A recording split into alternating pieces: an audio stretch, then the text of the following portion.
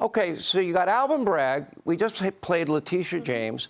This is what they're saying they're going to do as candidates. These are powerful positions.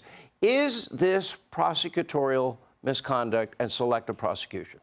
100%. As a former state prosecutor, what Alvin Bragg is, and as a former attorney general, what Letitia James is, it is 100%, Sean.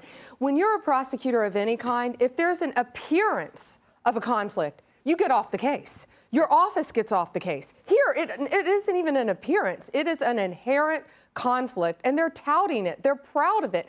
Not even 90 days ago when she was sworn in again, before she talked about protecting New Yorkers from crime, from rapists, from anything, she talked about going after Donald Trump. Not by name, but she talked about going after him. Well, she said one other thing. She actually wants the punishment to be not only, it's a civil case, by the way, it's not a criminal case, but that he could never, ever practice business again in the state of New York. That's what she's seeking.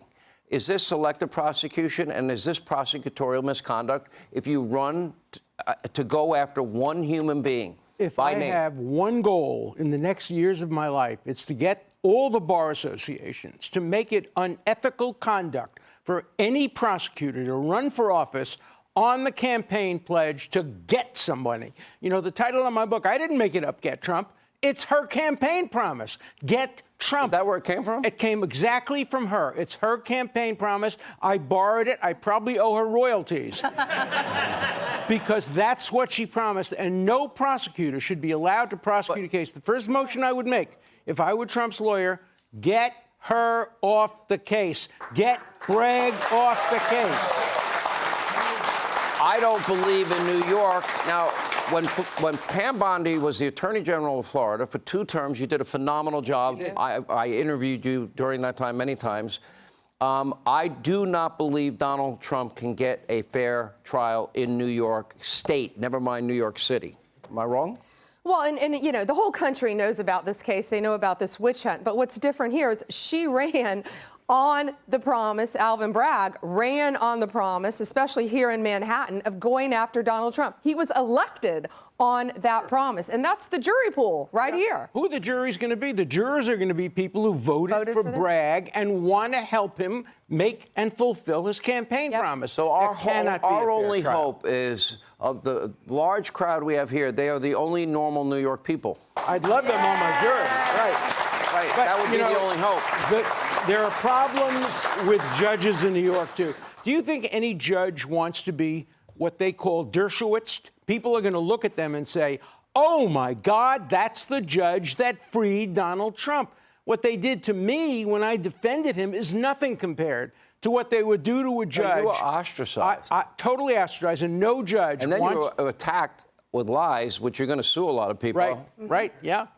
But, you know, it's cost me a lot of money and a lot of time to defend myself. All of it is the result of doing what John Adams did 200 years ago, defending somebody who was very unpopular. That's what American lawyers have to do. Okay, I believe this is a tsunami of legal issues that they're putting on Trump.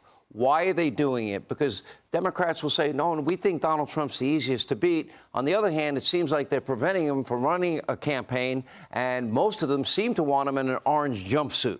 So I would imagine they want to take him down, period, end of sentence. Am I wrong? Of course they do. This is a 1-2 punch by James and by Bragg, and they're going to be more coming. Then you got Georgia, you got a special counsel. And you have prosecutors. You know, prosecutors, not people like you, they not only can make witnesses sing, they can get them to compose and to create new lyrics and to make up stories. Will the lawsuit, $500 million that Trump is now suing Michael Cohen, will that be successful? Does that have a good chance of success?